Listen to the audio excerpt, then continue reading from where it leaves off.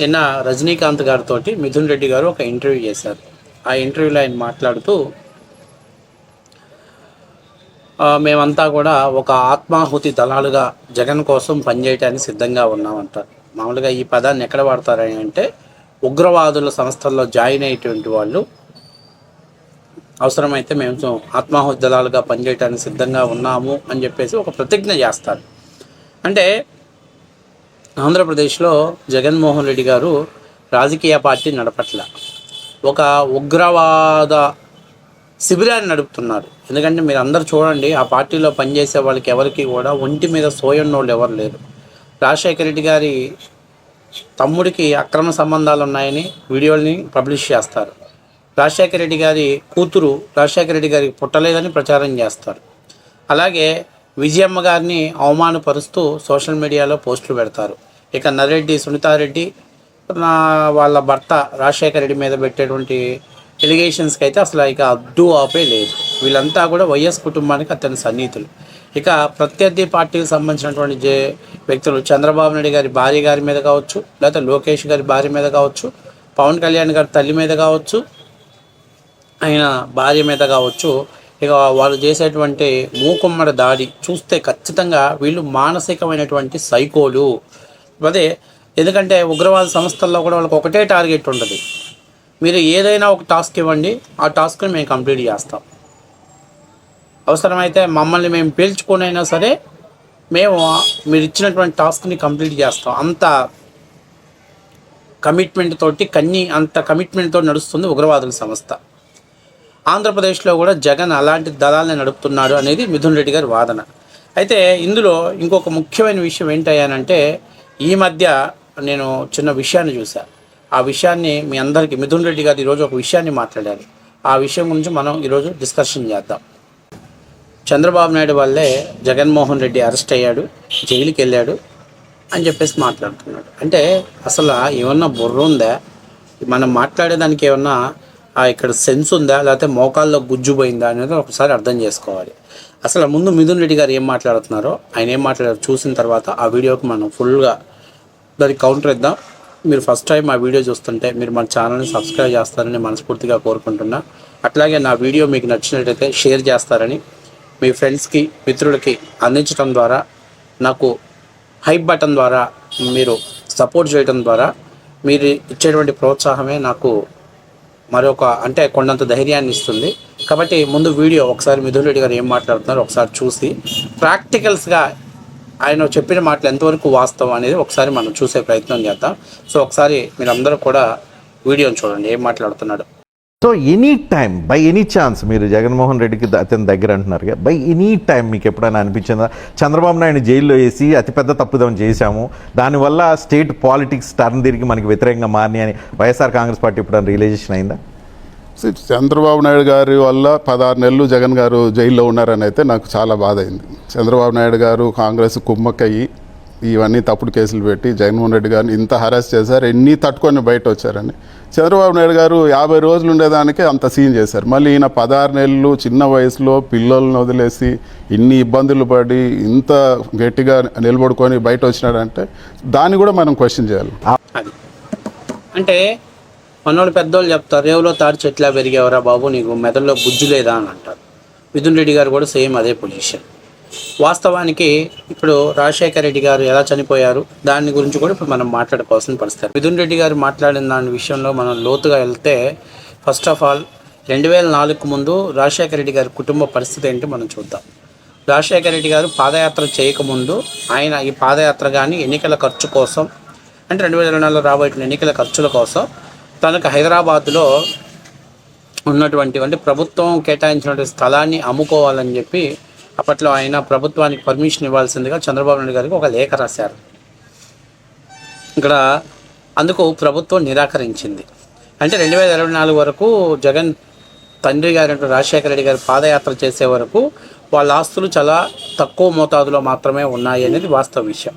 So 2004లో Rajasekhara Reddy గారు పాదయాత్ర చేయటం, రాష్ట్రంలో కాంగ్రెస్ ప్రభుత్వం అధికారంలో రావటం, ఆయన అధికారంలోకి వచ్చిన తర్వాత జగన్మోహన్ రెడ్డి గారు తండ్రి గారు అనేటువంటి వ్యక్తి SCZలు అంటే స్పెషల్ ఎకనామికల్ జోన్స్ ప్రత్యేకమైనటువంటి ఆర్థిక మండలిని ఏర్పాటు చేయటం ద్వారా అప్పట్లో భూముల్ని ఎడాపెడ రైతుల భూముల్ని వాటిని రైతుల దగ్గర నుంచి లాక్కొని ఆ భూముల్ని కార్పొరేట్ కంపెనీలకు దారాదత్తం చేయటం, ప్రతిఫలంగా కార్పొరేట్ కంపెనీలు రాజశేఖర రెడ్డి గారి కొడుకైనటువంటి జగన్మోహన్ రెడ్డి గారి బినామీ కంపెనీలలో పెట్టుబడులు పెట్టడం.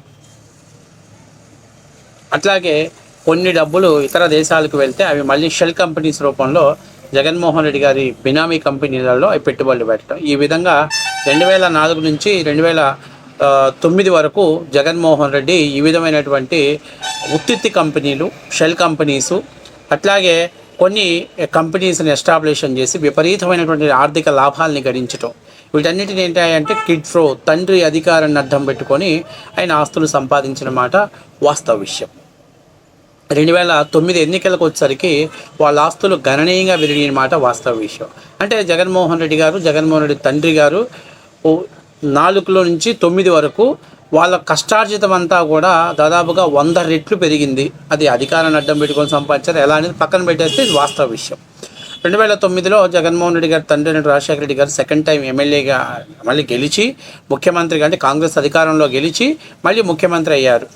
అయిన తర్వాత ఆయన ప్రమాదశాస్తు రచ్చబండ అనేటువంటి కార్యక్రమానికి వెళ్తూ కర్నూలు దగ్గర ఉన్నటువంటి పావురాలగుట్ట దగ్గర ఆయన ప్రమాదశాస్తు చనిపోవటం జరిగింది. ఆ తర్వాత మామూలుగా ఏంటయ్యానంటే భారతదేశంలో రాజకీయాలలో ఎవరైనా ఒక వ్యక్తి ముఖ్యమంత్రిగా చేస్తూ కానీ లేకపోతే ఎమ్మెల్యే కానీ ఎంపీగా చేస్తూ ఆయన చనిపోతే ఆయన వారసులకు టికెట్ ఇవ్వటం అనేది ఆనవాయితీగా ఉన్నటువంటి పరిస్థితి. కాబట్టి కానీ కాంగ్రెస్ పార్టీలో అటువంటి పరిస్థితి లేదు. ఎందుకంటే జగన్ గారి మీద అంత సదాభిప్రాయం లేదు. ఆయన కాంగ్రెస్ పార్టీకి పెద్ద సేవ చేసింది ఏం లేదు. రాజశేఖర రెడ్డి గారు చేశారు, కానీ ఆయన కుమారుడు పెద్దగా పార్టీలో సేవ చేసినటువంటి వ్యక్తి కానీ ప్రత్యక్ష పరోక్ష రాజకీయాల్లోకి ఎంట్రీ అయినటువంటి దాఖలాలు అప్పుడే ఆయన ఎంపీగా గెలిచాడు. అప్పటి నుంచి ఆయనకి పెద్దగా సోనియా గాంధీ గారికి ఆయన మీద పెద్ద ఇంట్రెస్ట్ లేదనేది వాస్తవ విషయం.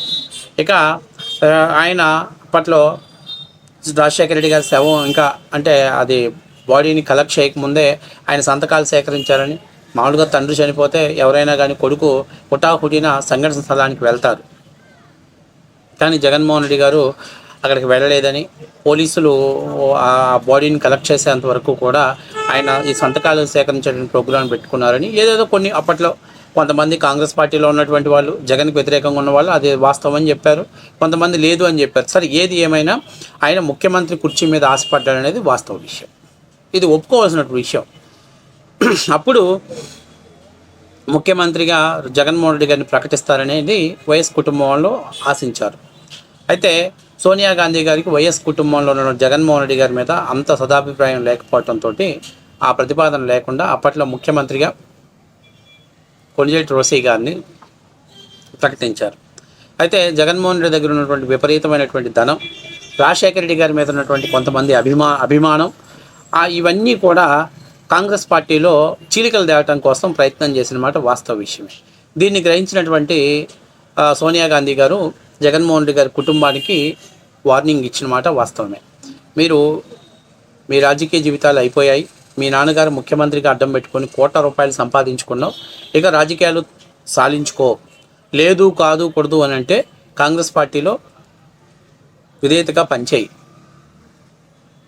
అలా పనిచేస్తే ఖచ్చితంగా నీకు మరో తరం అవకాశం కల్పిస్తాను అని చెప్తే దానికి జగన్మోహన్ రెడ్డి గారు విభేదించారు. తండ్రి చనిపోయిన వాళ్ళకు ఓదార్పు యాత్ర ఇదని చెప్పేసి మొత్తం మీద ఆయన ఒక పాదయాత్ర మొదలుపెట్టారు. దీని ద్వారా కాంగ్రెస్ పార్టీలో తమకున్నటువంటి ఇమేజ్ కాస్త వైసీపీకి టర్న్ అవుతుంది అనేది వాళ్ళు గ్రహించారు.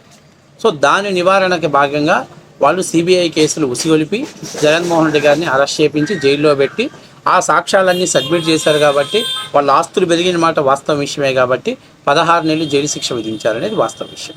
అయితే చంద్రబాబు నాయుడు గారి విషయం అలా జరగల. ఆ తర్వాత జగన్మోహన్ రెడ్డి అధికారంలోకి రావాలి కదా. ఎందుకు రాలేదంటే ప్రజలు దాన్ని ఒక రాజకీయమైనటువంటి కక్షతో చూడలేదు, జగన్ తప్పు చేశారనేది వాస్తవ విషయం అనేది ప్రజలు నమ్మారు. 2014లో ఆంధ్రప్రదేశ్ కానీ వైబరికేషన్ చేయకుండా ఉంటే, విడగొట్టకుండా ఉంటే ఆంధ్రప్రదేశ్లో కాంగ్రెస్ పార్టీకి కాస్తో కూస్తో ఓట్లు వచ్చాయి. జగన్మోహన్ రెడ్డి అంత ప్రభావితం చూపించేవాడు కాదు. కానీ రాష్ట్ర విభజన చేయటం, అది అడ్డగోలు విభజన అని ఆంధ్రప్రదేశ్ ప్రజలు నమ్మటం, అది జగన్మోహన్ రెడ్డి గారికి కలిసి వచ్చినటువంటి అంశం. 64 సీట్లు రావడానికి కూడా కారణం అదే. అంతేగాని జగన్మోహన్ రెడ్డి స్టామినా ఏం లేదు.